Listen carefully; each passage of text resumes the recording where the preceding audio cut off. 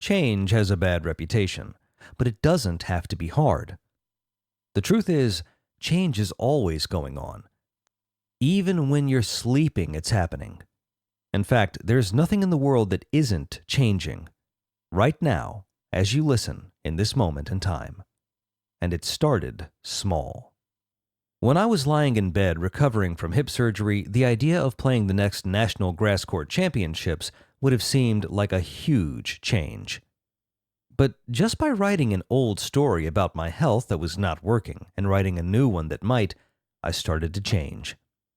By using some of the most fantastic tools passed down from mentors and experts, I became, again, the national champion. You have already changed just from reading the first few pages of this book because you now know what is possible. There is a way out of old thinking and beliefs that have kept you where you don't want to be.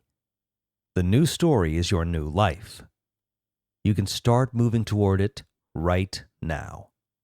Change is right-brained. It's creative, intuitive, instinctive. Change is not linear. It's iterative. Once you've opened the door through observing yourself, you are a different person. That door won't ever close completely, and you will never be the same.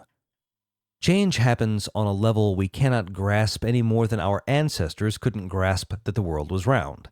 But as you read this book, just by taking small steps, you will begin to notice a remarkable shift. A trader I've been working with for a while said the other day, "I used to drink when a trade didn't go well. Now I want to, but I don't." How did that happen? He wrote a new story, a better story of who he aspired to be. Someday, if this trader keeps working on his old and new stories, he won't even think about having a drink. And soon, a trade he used to label as bad will feel like an opportunity. You often can't see your own growth because you're in it. You can only see it by looking back. I used to be that, now I am this. A portfolio manager who was losing money told a new story about managing his team, and, by the end of the year, had made $10 million for his firm. A high school track star who finished dead last in one of the most important races of her senior year told a new story about competition and wound up winning the National Scholastic Mile 3 months later. Don't worry if you have always been one way or if you feel like you can't change it. In the act of picking up this book, you have already changed. Trust me that when you do this very first step, you will already be on your way to a cookie-free night, a day without procrastination, racing a zipline over the Amazon, taking a slow walk in the park. Congratulations, you are on your way. If you go no further than this right now, you have already taken a huge step toward positive change. Too simple?